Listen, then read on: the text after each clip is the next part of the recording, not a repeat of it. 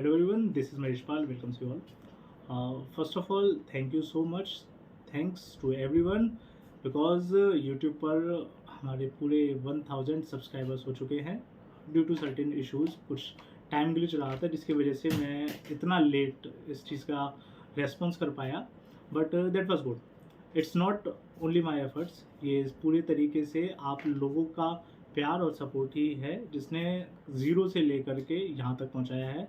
And I believe in all of you और YouTube परिवार के सभी सदस्यों को पूरे तरीके से मुझे ये विश्वास है कि आप इस चैनल को और आगे तक ले जाएंगे और मेहनत को सराहेंगे। जैसा कि आप सभी को पता है कि रिसेंट टाइम में due to transition in season, मौसम में बदलाव होने की वजह से एक नई चीज़ और निकल करके आ रही है जिसकी वजह से बहुत सारे लोग इन्फेक्टेड हो चुके हैं और बहुत लोगों में कहीं ना कहीं थोड़े बहुत सिम्टम्स देखने के लिए मिल रहे हैं। जी हाँ, मैं बात कर रहा हूँ पिंक आई की। पिंक आई जिसको आम भाषा में आँख आना बोलते हैं या जिसको टेक्निकल लैंग्वेज में बोला जाता है कंजक्टिवाइटिस। चीज़ों को थोड़ा सा समझने का कोशिश कीजिए। कंजक्टिवाइटिस एक्चुअल में होता क्या है या पिंक आई किस तरीके से हुआ। देखिए, कंजक्टाइवा जो है, conjunctiva is actually a transparent layer that is present on the white part of the I and the inner eyelid. आपकी आंख में मेजरली दो हिस्से, जैसे कि आपको डायग्राम में देखने के लिए मिलेगा। आपकी आंख में दो हिस्से, आगे का जो बल्गिंग पार्ट है that is known as the cornea, और जो पीछे का वाइट बॉल वाला स्ट्रक्चर है it is known as the sclera, right. Sclera के ऊपर और इनर आईलिड के ऊपर में एक ट्रांसपेरेंट लेयर या एक झिल्ली जैसा स्ट्रक्चर मौजूद होता है जिसको कंजक्टाइवा कहते हैं। कंजक्टाइवा का अगर इन्फेक्शन हो जाता है देन इट में लीड्स टू द कंजक्टिवाइटिस। अब बात ये समझिए कि ये जो कंजक्टाइवा का इन्फेक्शन है या जो कंजक्टिवाइटिस हम कह रहे हैं, ये होता किसकी वजह से है। It may be due to the bacteria, it may be due to the viral और द एलर्जिक इन्फेक्शन। मेजरली ये मेजर बायोलॉजिकल एजेंट्स हैं जिनकी वजह से कंजक्टाइवा का इन्फेक्शन होता है। अब कंजक्टिवाइटिस को कॉज करने वाला जो बैक्टीरिया है, देखिए बैक्टीरिया और वायरसेस बहुत लार्ज वैरायटी है कॉज करने वाले। यूजुअली जिन लोगों को इन्फेक्शन हो रहा है उनमें चीज़ें क्या देखने के लिए मिलती हैं कि जनरल सिम्टम्स में सबसे पहले खांसी जुकाम वाली चीज़ें होंगी, राइट। रेस्पिरेटरी रिलेटेड डिसऑर्डर्स होंगे बिकॉज कॉज करने वाले एजेंट्स भी यही हैं। जो वायरस आपको फ्लू करता है नॉर्मली, वायरल इन्फेक्शन जो होते हैं जैसे कि एडिनोवायरसेस होते हैं जो कि आपको सीज़न चेंज होने पर खांसी जुकाम करते हैं। यूजुअली यही क्या करता है, आपको आई फ्लू भी कॉज करवाता है। आई फ्लू एक दूसरे तरीके से हुआ ना, बॉडी में माइक्रोब का इन्फेक्शन हुआ। इन्फेक्शन की वजह से जो फाइन ब्लड वेसल्स होती हैं स्क्लेरा में, उनमें थोड़ी सी चोकिंग हो जाती है। चोकिंग की वजह से क्या होता है, सॉलन होती हैं, वो फूलने लगती है जिसकी वजह से वो अपीयर होने लगती हैं और पूरी आँख जो है लाल कलर की अपीयर होने लगेगी। बैक्टीरिया जो निकल करके आते हैं, बैक्टीरिया देखो ये बड़ी इंटरेस्टिंग सी चीज़ है कि कंजक्टिवाइटिस जो है वो ज़रूरी नहीं एक ही तरीके के बैक्टीरिया से हो। There is also relationship between the STD, sexually transmitted disease, and the pink eye और द कंजक्टिवाइटिस। कुछ बैक्टीरिया जैसे कि क्लेमाइडिया, जैसे कि गोनोरी, जो कि सेक्शुअली ट्रांसमिटेड डिजीजेस कॉज करते हैं, ये बैक्टीरिया भी कहीं ना कहीं रेड आई वाली चीज़ों को कॉज करते हैं। मोर ओवर ये चीज़ सब में तो कॉमन नहीं होगी, बट ये भी इसका एक कंजक्टिवाइटिस को कॉज करने वाले माइक्रोब्स हैं। आमतौर पर देखने के लिए मिलते हैं जनरल फ्लू वाले सिम्टम्स पहले में, उसके बाद में कुछ स्वोलन लिम्फ नोड्स जैसे कि कान के नीचे वाला हिस्सा, लोअर जॉ के नीचे वाला हिस्सा, इनमें थोड़ा सा स्लाइटली पेन वगैरह होगा, है ना।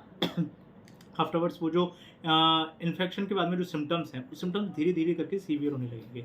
एक चीज़ समझिए कि ज़रूरी नहीं है कि पिंक आई या जो कंजक्टिवाइटिस है ये आपके विज़न को भी ख़राब कर दे। विज़न ख़राब हर बार नहीं होता है। आपको यूजुअल सिम्टम्स जब भी ऐसे फील हों कि आपको ग्रिटी आई फील हो रही है, ऐसा लग रहा है आँख में कुछ कंकड़ है, या फिर ऐसा इरिटेशन जैसा कुछ फील हो रहा है, अपीयर हो रहा है रेडनेस जैसा, तो सबसे पहले तो ये है कि ठंडे पानी से अपनी आंखों को वॉश वगैरह कर ले। फ्लशिंग से भी किसी हद तक इसमें रिलीफ मिलता है, लेकिन स्टिल अगर वो चीज़ 4 से 6 घंटे में नॉर्मलाइज नहीं होती है then you must go for doctor पे। ओके, ये बहुत ज़्यादा ज़रूरी है क्योंकि आपको अपनी हेल्थ के लिए खुद ही कॉन्शियस रहना पड़ेगा, कोई दूसरा आपके लिए कॉन्शियस नहीं रहेगा। अब इसी में अगर एलर्जी कॉजेज़ के बारे में बात की जाए तो देखिए, एलर्जी कॉजेज़ में जैसे कि पोलन ग्रेन्स भी आ जाते हैं, डस्ट पार्टिकल्स भी आ जाते हैं। आप लोगों को बहुत अच्छे से याद होगा कि कुछ समय पहले दिल्ली में स्मोग की कंडीशन थी, SMOG, स्मोग। स्मोक की कंडीशन में क्या था कि दिन में भी ऐसा धुआं धुआं टाइप का, क्योंकि स्मोक प्लस फॉग से स्मोक बनता है। और कोई भी जो उस स्मोक के कांटेक्ट में आता था उसकी आंखें बुरे तरीके से जलने लगती थी, पूरे तरीके से रेड अपीयरेंस होने लगती थी, इरिटेशन होती थी एंड बहुत सारी दिक्कतें होने लगती थी। They all comes under the category of the allergic reactions. ये सारी की सारी एलर्जिक रिएक्शन नहीं। अब होता क्या है, थोड़ा सा इस चीज़ को सब्जेक्टिव टच भी देते हैं साइंस के अकॉर्डिंगली, कि जब भी आपकी बॉडी में एलर्जेंस आते हैं, एलर्जेंस होते हैं एलर्जी कॉजिंग ऑर्गेनिजम्स या माइक्रोब्स, वॉट एवर दे में भी, उनकी वजह से क्या होता है बॉडी के अंदर में आईजीई नाम की एंटीबॉडीज का नंबर बढ़ने लगता है। आईजीई एंटीबॉडीज का नंबर जैसे ही बढ़ेगा वो ब्लड में हिस्टामिन नाम का केमिकल रिलीज करते हैं, और हिस्टामिन की वजह से क्या होता है, इन्फ्लेमेशंस होते हैं, हिस्टामिन की वजह से स्वेलिंग होती है, हिस्टामिन की वजह से ही सारे के सारे ये बॉडी में रिएक्शंस देखने के लिए मिलते हैं, जिसमें कई बार आपने देखा होगा कि एलर्जी में रनिंग नोज है, वाटरी आइज हैं, या स्किन पे भी पैचेस वगैरह पड़ने लगते हैं। They all are the allergy causes. But moreover अगर बात की जाए कंजक्टिवाइटिस के रेफरेंस में, तो ये चीज़ें ज़्यादा पॉजिटिव एजेंट्स मानी जाती हैं एज कम्पेयर टू अदर्स। बात निकल करके आती है कि कब जाकर आपको डॉक्टर से परामर्श लेना है, डॉक्टर से आपको कब मिलना है। तो यूजुअली ये देखिए कि अगर आपकी आंखों में बहुत ज़्यादा जलन हो, बहुत तेज़ी से दर्द हो, या फिर सर्दी लगे और ठंड के साथ में बुखार है, ये और दूसरी चीज़ों के भी सिम्टम्स हो सकते हैं। लेकिन क्योंकि अभी सीजनल वेरिएशंस इस तरीके से हो रहे हैं, और कंजक्टिवाइटिस में भी सिमिलर इसी टाइप के सिम्टम्स होते हैं। अगर आपकी आंखें लाइट सेंसिटिव हैं, light sensitive in the sense कि बहुत ज़्यादा ब्राइट लाइट में आप नहीं देख पाते हैं, या फिर आपकी आंखों से किसी तरीके का फ्लूइड रिलीज होता है, येलो कलर का, ग्रीन कलर का, इस तरीके का फ्लूइड रिलीज हो रहा है, या फिर आपकी आंखें इची आइज हैं, आंखों में बहुत ज़्यादा खुजली होती है, तो ऐसे में, या आंखों में इस तरीके का कुछ फ्लूइड रिलीज हुआ रात में कि सुबह में आंखें खोलने में दिक्कत आ रही है, तो ये छोटे छोटे से पॉइंट्स हैं जो कि आपको याद रखने हैं। इनमें से अगर किसी भी तरीके का आपको सिम्टम ऑब्जर्व हो, then you must seek for the doctor.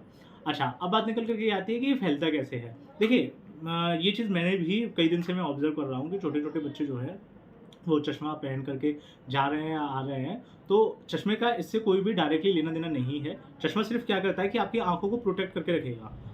चश्मा किस तरीके से काम किया और चश्मा ना हो तो क्या हुआ, दोनों चीज़ों को समझिए।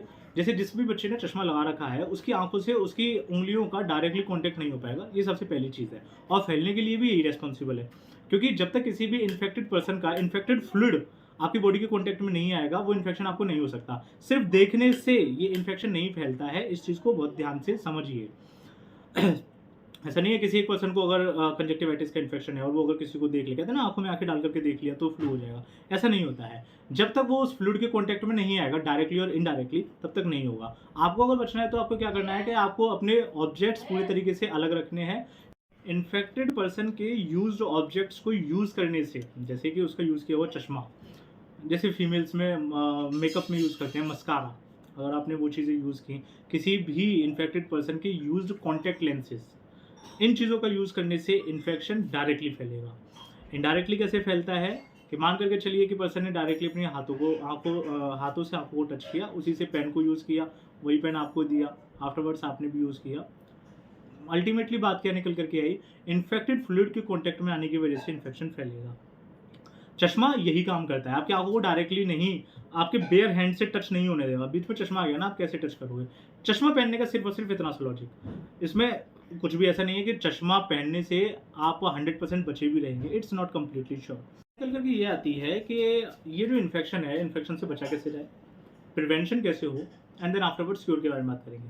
अब आपको प्रिवेंशन के बारे में अगर बात की जाए, तो प्रिवेंशन में आपको सीधी सीधी सी चीज़ है, you have to maintain proper hygienic conditions. आपको पूरे तरीके से साफ सफाई बरतनी है। साफ सफाई किस तरीके से, आपको फ्रिक्वेंटली अपने हाथों को वॉश करना है with the help of hand washes.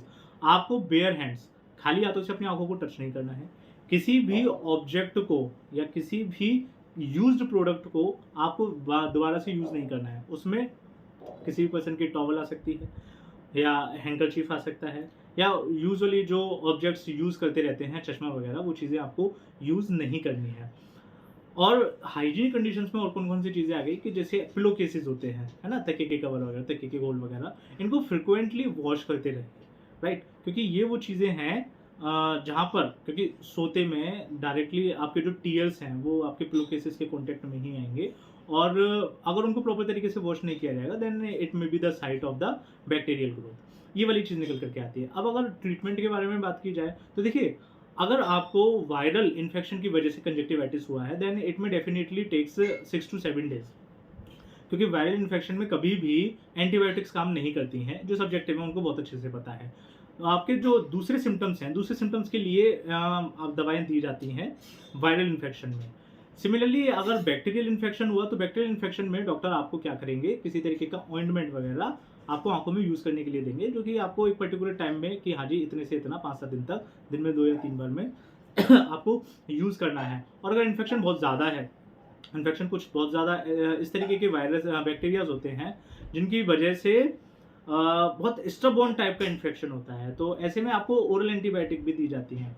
रही बात अगर एलर्जिक इन्फेक्शंस की, तो एलर्जिक इन्फेक्शन में ये है कि आपको जब ये पता चला कि इन चीज़ों से आपको एलर्जी है, देन आपको उन चीज़ों से ही उन चीज़ों के कॉन्टैक्ट में आने से अवॉइड करना है। कई बार इसमें क्या होता है, फॉडर भी हो जाता है, राइट? जो गाय भैंस का चारा होता है, कई बार ऐसा होता है कि जो हमारे घर में पेट्स हैं, तो पेट्स के जो थोड़े-थोड़े से बाल झड़ते हैं, कि क कई लोगों को उससे भी एलर्जी होती है। So they all are the points जो कि आपको पूरे तरीके से समझने हैं, और थोड़ी-थोड़ी सी अगर सावधानी बरती जाए, तो आप पूरे तरीके से अपने आपको और अपने फैमिली मेंबर्स को, अपने नियर एंड डियर वंस को पूरे तरीके से सेफ रख सकते हैं।